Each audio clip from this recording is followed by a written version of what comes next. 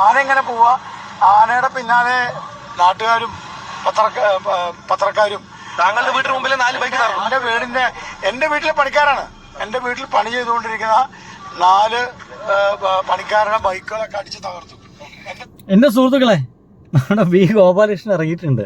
ഏതോ ഒരു ആന തൃശ്ശൂർ അടഞ്ഞിട്ടുണ്ട്. ഈ ആനകളൊക്കെ ഇടയണമെന്ന്, ഇങ്ങനെ ഇടയണം ആളുകളെ, വാഹനങ്ങള്, ബൈക്കുകള്, കാറുകളൊക്കെ തകർക്കണം. കുറെ കാലമായി ഈ ആനകളെ വെച്ചിട്ടുള്ള കളി നമ്മുടെ നാട്ടുകാരൻ തുടങ്ങുന്നു. ഞാൻ അതൊക്കെ ഓർമ്മ എന്നിട്ട് ട്രോളാൻ, എന്നിട്ട് കൊന്നു വരവിളിക്കാൻ ആളുകളൊക്കെ ഉണ്ടായിരിക്കും. എൻ്റെ പൊന്നു സുഹൃത്തുക്കൾ, ആനൊരു കാട്ടുമൃഗമാണ്.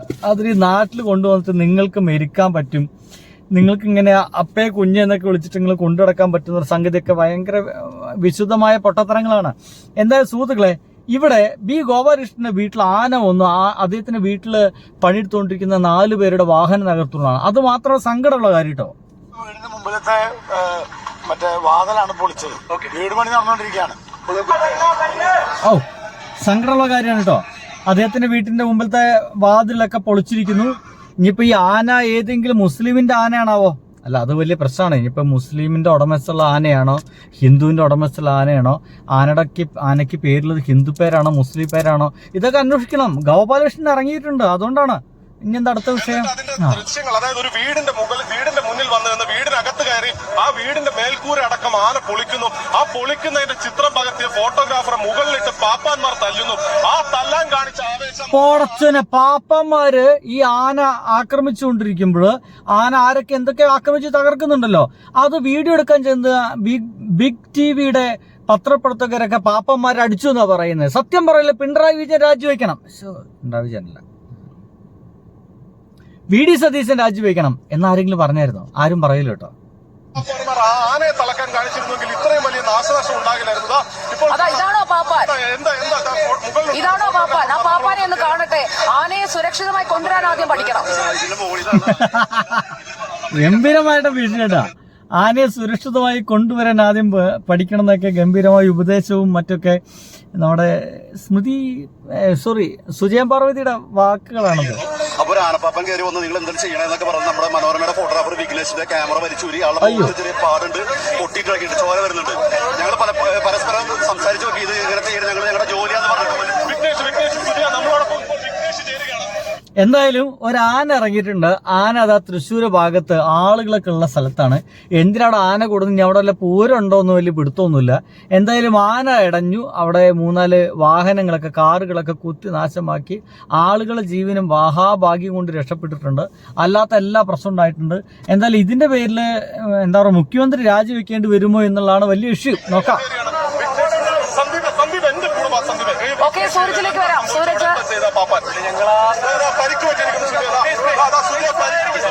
കാണുന്നുണ്ട്.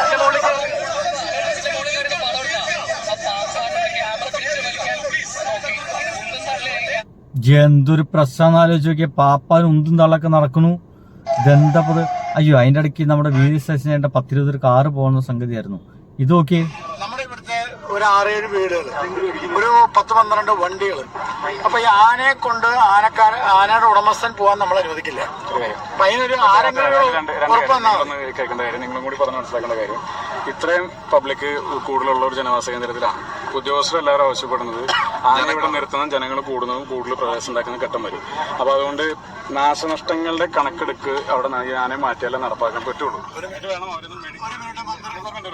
അപ്പൊ അത് നമുക്ക് എനിക്ക് മനസ്സിലാവാത്ത, മന്ത്രിയൊക്കെ നേരിട്ട് ഇടപെടേണ്ട ഒരു അവസ്ഥയിലേക്ക് ആന പ്രശ്നം ഉണ്ടാക്കിയോ? ഭയങ്കര പ്രശ്നമാണല്ലോ അല്ലേ? എന്തായാലും അവിടെ ഗോപാലകൃഷ്ണൻ ഇറങ്ങിയിട്ടുണ്ടോ? ഗോപാലകൃഷ്ണനിലേക്ക് ആന, പൂരം, അമ്പലം ഇങ്ങനത്തെ വിഷയങ്ങൾ മാത്രമേ ഗോപാലകൃഷ്ണൻ ഇറങ്ങുള്ളൂ. പിന്നെ ഇദ്ദേഹത്തിന്റെ സ്വന്തം വീടിന്റെ അടുത്ത് തന്നെ ആയിപ്പോയി. എന്തായാലും മന്ത്രി പറയുന്നത് അവിടെ നാശനഷ്ടങ്ങളൊക്കെ കണക്കെടുത്തിട്ട് നമുക്ക് അവർക്ക് നഷ്ടപരിഹാരം കൊടുക്കാമെന്നാണ്. പക്ഷെ മന്ത്രിയോട് ഗോപാലകൃഷ്ണൻ ചോദിക്കുന്നുണ്ട്, ശരി നിങ്ങൾ നഷ്ടപരിഹാരം കൊടുക്കാമെന്ന് പറ എന്ന് പറയുമ്പോൾ മന്ത്രി പറയുന്നില്ല നഷ്ടപരിഹാരം കൊടുക്കാമെന്ന്. ഇദ്ദേഹത്തെ ഓർമ്മയില്ലേ? വയനാട് വളരെ പെട്ടെന്ന് തന്നെ ഗവൺമെന്റ് വീട് വരുന്നതിന് മുമ്പ് കോൺഗ്രസിന്റെ വീട് വരും എന്ന് പറഞ്ഞ ഒരു മനുഷ്യനാണ് ജനീഷ് കുമാർ. അദ്ദേഹത്തിന് ഭർത്താവ് നിങ്ങൾക്ക് കണക്കെടുത്തതിന് ശേഷം അതിന്റെ കോമ്പൻസേഷനുമായി ബന്ധപ്പെട്ട കാര്യങ്ങൾ തീർച്ചയായിട്ടും പരിഹാരം ഉണ്ടാക്കും. അപ്പൊ അവരൊന്ന് എടുത്തോട്ടെ, ആനയെ മാറും. നിങ്ങൾ അങ്ങനെ ബലം പിടിച്ച ഒരു കാര്യം നമ്മൾ അങ്ങോട്ട് പറഞ്ഞ നമ്മൾ കേൾക്കും. നിങ്ങള് അതായത് നാശനഷ്ടങ്ങളുടെ കണക്കൊക്കെ നിങ്ങൾ എടുത്തോ. നമുക്കൊരു ഉത്തരവാദിത്തപ്പെട്ട ഒരാൾ ഒന്നെങ്കിൽ മന്ത്രി അല്ലെ മേയർ അല്ലെങ്കിൽ MLA ഇവിടെ എല്ലാവരും ഉണ്ടല്ലോ. അതിന് മുമ്പ് നിങ്ങളൊരു ഉറപ്പ് തന്നാൽ മതി, നാശനഷ്ടങ്ങൾക്ക് കോമ്പൻസേഷൻ തരും എന്ന് പറഞ്ഞാൽ നമ്മൾ പൊക്കോളും. അത് ഗംഭീരമായ ചോദ്യമാണ്. അതിൽ ഞാൻ ഗോപാലകൃഷ്ണൻ ചേട്ടൻ്റെ ഒപ്പമാണ്. അദ്ദേഹം കൃത്യമായിട്ട് പറയുന്നു, നാശനഷ്ടങ്ങൾ ഒരുപാട് ഉണ്ടായിട്ടുണ്ട്, വാഹനങ്ങളൊക്കെ തല്ലി തകർത്തിട്ടുണ്ട്, അതിന് കോമ്പൻസേഷൻ ആനക്കാരന് ആരെങ്കിലുമൊക്കെ കൊടുക്കും എന്ന് ഉറപ്പ് നൽകുകയാണെങ്കിൽ ഇവിടുത്തെ ആളുകളൊക്കെ പിരിഞ്ഞു പോകാമെന്ന രീതിയിലാണ് അദ്ദേഹം സംസാരിക്കുന്നത്. ഇനി അതിന് കോൺഗ്രസ് മന്ത്രി കൊടുക്കുന്ന ഒരു ഉത്തരം നിങ്ങൾ കേൾക്കണേ. ഒരു കൊമ്പൻ അവിയിൽ വരുമ്പോൾ ഉത്തരാണ്. കോമ്പൻസേഷനെ കൊടുക്കാൻ വേണ്ടിയിട്ടാണല്ലോ നാശനഷ്ടങ്ങളുടെ പട്ടിയെടുക്കുന്നത്. അല്ല, അങ്ങനെ കണക്കെടുക്കുന്ന ആ കണക്ക് നമ്മൾ ആൾക്കാർ നിങ്ങൾ ഇതിൽ ഈ ആനയുമായി ബന്ധപ്പെട്ട വിഷയത്തില് നാശനഷ്ടങ്ങൾ ഒരു കാര്യമുള്ളത്, അതിലൊരു അവസരം ഉപയോഗിക്കരുത്. അല്ലല്ല, അവസരമില്ല. വളരെ കോടിയിലായിട്ടാണ് ഞാൻ പറയുന്നത്. അല്ലേ, ആ മന്ത്രിക്ക് വളരെ കൃത്യമായിട്ട് പറഞ്ഞൂടെ, നാശനഷ്ടങ്ങളിൽ ഞങ്ങൾ കണക്കെടുക്കുക മാത്രമല്ല അത് കോമ്പൻസേഷൻ കൊടുക്കും എന്നങ്ങോട്ട് ഉത്തരം പറയാൻ ഇദ്ദേഹത്തിന് എന്താ കഴിയാത്തത്? കൊടുക്കൂല, അതുകൊണ്ടാണ്, വേറെ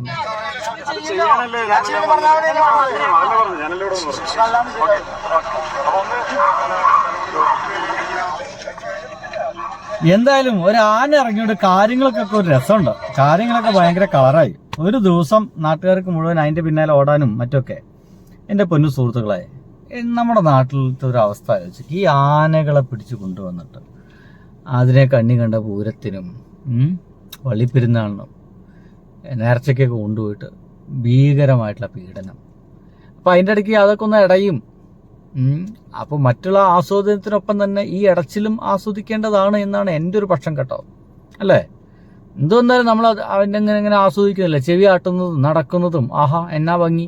അപ്പം അതിൻ്റെ ഒപ്പം ഈ ഇടച്ചിലും ആസ്വദിക്കണം, എല്ലാം നമ്മൾ ആസ്വദിക്കണ്ടേ.